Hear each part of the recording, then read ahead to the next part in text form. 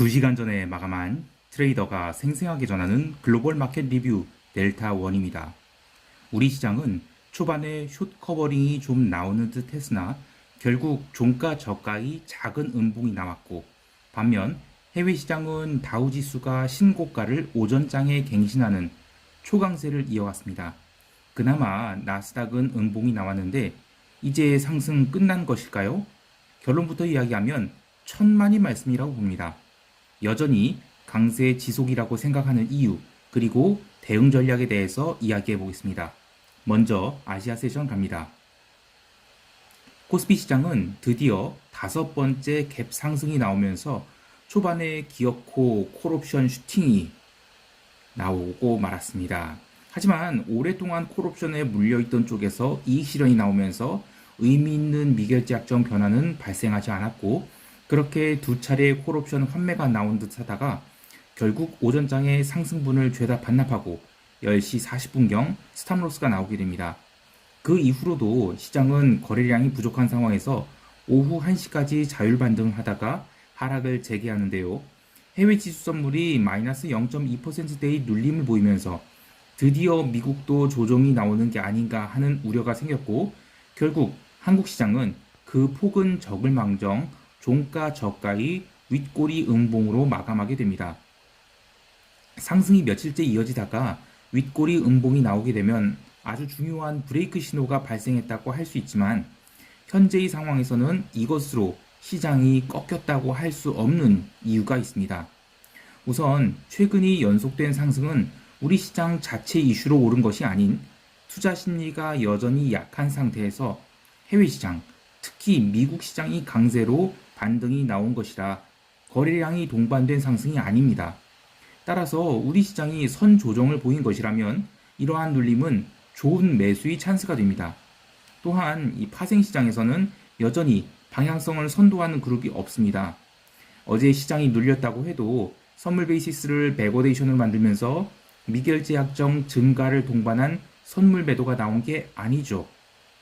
오히려 장 초반의 상승은 예견된 대로 콜옵션에서의 롤링업 시세가 나오면서 위쪽을 열어두기 위한 흔들기가 있었던 것이고, 후속 시세가 나타나지 않자 선물 거래는 오히려 미결을 계속 줄여가면서 종가에는 무려 3,300계약이 넘는 미결제 약정 감소가 나타나는데, 이것은 단기적으로는 저 아래서 롱 포지션을 끌고 오던 매수세가 이익 실현한 것이 되지만, 숏 포지션을 오래전부터 끌고 왔던 매도세가 숏의 탈출 기회로 이용해서 이 눌림에 청산을 한 그런 의미도 돼요. 이렇게 작은 음봉에도 양 포지션들이 타협을 하고 청산한 것을 보면 적극적인 하락이 시작이라고 할 수 없고, 오히려 상승을 기대한 쪽이 더 많다고 할 수 있겠습니다.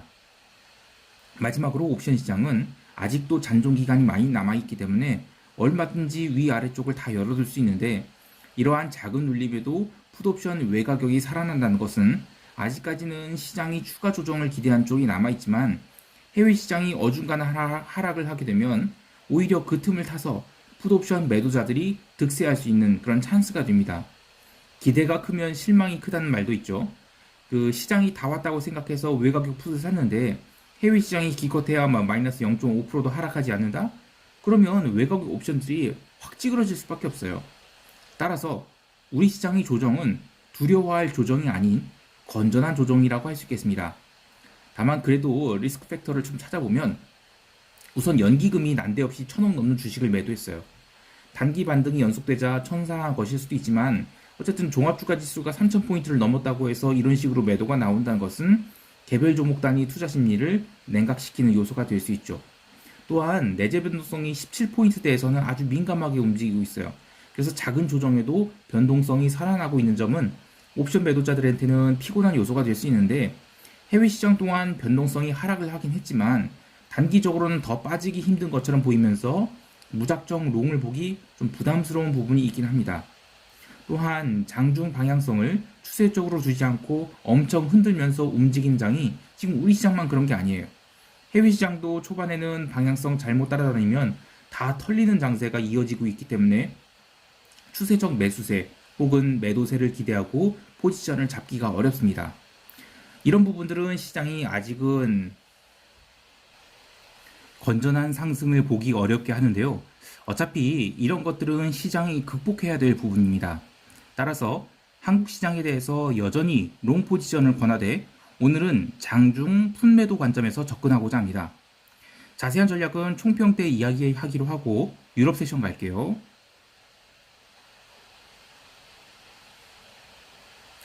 유럽 증시는 또 제자리였습니다. 아시아 세션에서 미국 지수 선물이 약세를 보이자 개장 자체는 눌려서 출발했지만 바로 시장을 위로 말아 올렸고 다만 그 상승세가 종가까지 이어지지는 못했죠.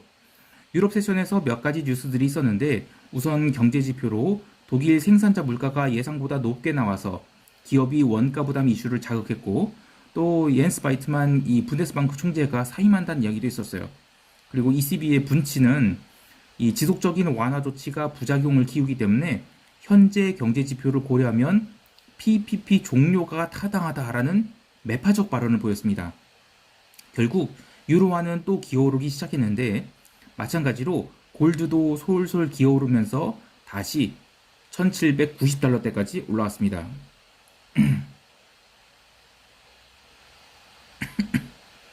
하지만 이 전반적으로 유럽 세션은 시장이 또 차분히 가라앉는 그런 변동성 하락이 하루였다고 할 수 있겠습니다. 채권 시장도 특별한 움직임을 보이진 않았죠.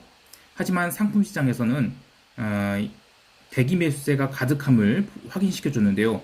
어제 언급한 LME 구리 현물 재고에 따른 베고데이션 상황에 대해서 LME가 몇 가지 대책을 내놓았습니다만 유럽 세션 초반에만 구리가 눌렸을 뿐 시간이 갈수록 하락분을 죄다 만회하고 또 코맥스 세션에서는 다시 톤당 이 1250달러까지 올라왔죠. 특히 이 중국 시장에서 주요 비철금속들이 눌림이 있었음에도 불구하고 중간에 눌림이 발생했을 때 그 대기 매수세가 탄탄하다는 것을 확인시켜줬는데요. 어제 이 쩡저우에서 거래되는 이 그 석탄 가격 급락을 맞았죠. 그런데도 뭐 전반적으로 이 원자재 전체가 다 이렇게 맛이 간 건 아니에요. 그래서 원자재는 눌림 시 매수 관점 여전히 유효하다라고 할 수 있겠습니다. 기름도 마찬가지예요. 이 텍사스 기름이 11월물에서 이제 12월물로 롤오버 되는 마지막 날이었는데 롤오버 기간 내내 제가 이거 장기 월물에 프리미엄 붙어서 향후 기름 가격이 오를 것에 베팅한 쪽이 많았다고 얘기했었죠. 오늘도 역시 눌림에 계속 매수세가 들어오는 데다가 그 23시 30분에 발표된 원유 재고는 예상을 깨고 재고 감소로 나왔어요. 쿠싱 지역 재고도 감소가 나오고요. 그러면서 이제 기름은 급등을 하게 됩니다.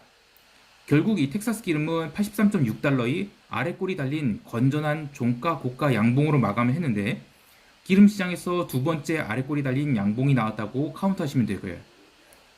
보통 이 첫 번째와 두 번째는 매수의 찬스가 되겠지만 세 번째는 아래 꼬리가 나오는 게 아니라 눌림이 그대로 이어질 수 있습니다.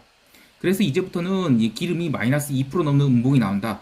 그러면 이제는 매수 찬스로 생각하면 안 되고 이제는 기름이 대충 단기 꼭지를 치고 쉬어가는 찬스라고 생각해야 되겠습니다. 어쨌든 기름 시장은 지금까지는 여전히 롱 관점 유지합니다. 마지막으로 농산물도 조금씩 들썩거리고 있어요. 아직 뭐 의미 있는 농산물에서 오버슈팅이 나오고 있지는 않지만 그 옥수수 가격이라는 것은 이 대체 에너지로서의 그 유가 상승에 좀 연동되는 면이 있습니다. 그래서 옥수수 가격도 그렇고 밀 가격도 그렇고 조금씩 올라오고 있는 것 이런 것들은 원자재에 국한된 인플레이션이 전반적으로 좀 확대되는 게 아닌가 그런 생각을 하게 됩니다. 자, 이제 미국 세션 갈게요. 미국 지수 선물은 이 아시아 세션에 눌림이 있었으나 유럽 세션에서 반등을 또 시도했고요. 결국 이 본장에서 또 강보합 출발할 정도로 강세를 보였어요. 특히 이제 본장 출발 후 다우지수가 이 신고가를 가볍게 한 방에 뚫어버리면서 또 초강세를 보였는데 그렇게 초반에는 강세 모드를 보이는 상황에서 나스닥은 조금씩 탄력을 잃어갔습니다. 초반에 엄청난 이 따주기 모드, 그러니까 분봉상 발산형 패턴을 보이면서 방향성을 타진하던 나스닥 지수는 밤 11시 반에 단기 고점을 찍어요. 그러나 그 뒤로는 조금씩 하락을 시작해서 유럽 세션 마감 후 아래쪽으로 시세를 보입니다. 그리고 새벽 2시에는 언더슈팅을 보여주죠. 사실 이 나스닥이 새벽 2시 그 언더슈팅이 왜 나왔는지에 대해서는 뭐 이런저런 이야기가 있지만 대표적인 이야기로는 20년물 미국 국채 입찰이 있었는데 예상치 2.075%보다 더 높은 2.1%의 낙찰이 되면서 순간적으로 장기 국채들이 눌린 일이 있었어요. 그때 뭐 골드 가격도 눌리고 또 유로화도 눌리고 지수도 눌리기 시작하면서 변동성이 살아났는데, 이런 것은 이 시장이 꺾이는 신호가 아니라 쉬어가는 신호가 됩니다. 나스닥은 마이너스 0.5%가 넘는 하락을 보였다가 그 뒤로 조금씩 기어올랐고, 또 S&P 지수도 마찬가지였습니다. 이 오래전 이야기를 해보면 지금 시장이 쌍봉을 만들고 있는 것에 대해서 S&P, 나스닥 이 페어 트레이딩한 로직에서는 나스닥이 반드시 오버슈팅을 해야만 쌍봉이 확인된다라는 이야기를 하죠. 뭐 그런 로직이 있습니다. 어쨌든. 그런데 지금은 좀 시장이 좀 이상한 것 같아요. 다우가 어떻게 먼저 신고가를 갱신하고 그 뒤로 S&P와 나스닥이 따라오르고 있죠. 그래서 뭐 옛날 로직대로 하면 지금은 여전히 조정시 매수입니다. 근데 이것을 또 달리 해석해 보면 지금 이 나스닥이 비중이 워낙 이 빅테크들이 많이 차지하고 있기 때문에 이 빅테크들이 워낙 무거워서 나스닥도 상대적으로 좀 무거워져서 오히려 그 뒤늦게 따라가는 것이 아닌가. 그래서 기존의 나스닥이 신고점을 오버슈팅으로 갱신한 다음에 쌍봉을 만들었다면 이제는 그게 아닐 수도 있지 않는가라는 생각하게 됐는데요. 그래도 이 확인하고 들어가도 늦지 않아요. 그래서 저는 지금 뭐 시장이 쌍봉이라고 뭐 벌써부터 숏 준비하시는 분들이 있는 것 같은데 전혀 그러지 말아야 된다고 생각합니다. 어쨌든 개별 종목들 보면 이 캐터필러 같은 굴뚝 주식들은 뭐 계속 살아나고 있고요. 넷플릭스 같은 경우에는 재료 노출로 인해서 뭐 중간 이익 실현 나왔다라고 보고 있어요. 근데 이것도 다 시장이 지금 쉬어가는 정도지 하락 조정이라고 할 수는 없어요. 금융주들도 선택적인 상승을 이어갔습니다. 변동성은 10월물이 종가 저가로 마감됐고, 또 11월물은 장중에 눌림을 이어가다가 이 새벽 2시에 시장이 일시적인 급락을 보이면서 보합권까지 올라왔어요. 근데 그게 또 전부였어요. 11월물 변동성 선물은 지금 19포인트인데 현물은 여전히 15포인트대이므로 괴리도가 굉장히 높은 상황이죠. 그래서 시장이 급락 조정을 보일 가능성은 이건 굉장히 낮다라고 할 수 있겠습니다. 자, 이제 시장 총평하면서 대응 전략 이야기해 볼게요.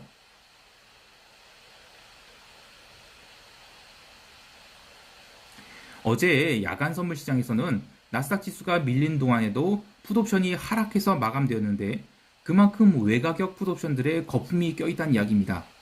우리 시장도 마찬가지로 눌리면 풋 매도 찬스로 삼아야 한다고 봅니다.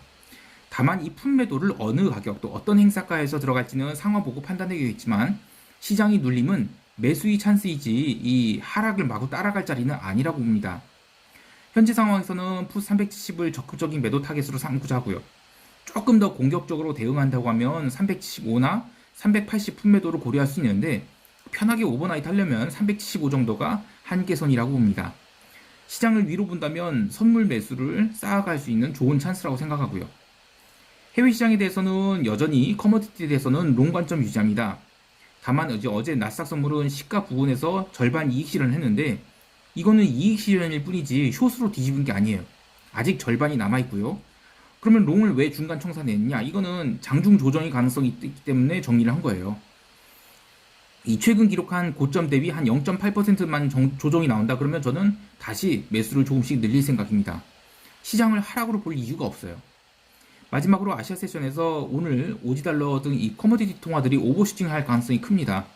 오지달러는 사실 제가 한 개밖에 없어요. 그래서 말하기가 좀 민망했는데 오늘 오버슈팅이 나오면 전 청산할 계획이고, 그리고 유로와 롱은 계속 쌓아갈 생각입니다.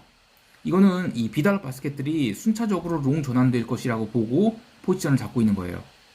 자, 오늘 하루도 성공 투자하시고요. 흔들리는 시장에서 이 본인이 주관을 굳게 유지하시고 무엇이 주된 추세인지, 현재까지는 어쨌든 지수 상승, 그리고 원자재 초강세, 그리고 채권 매도, 이게 주된 추세거든요. 이걸로 확인하면서 트레이딩 하시기 바랍니다. 자, 이상 델타원이었습니다. 감사합니다.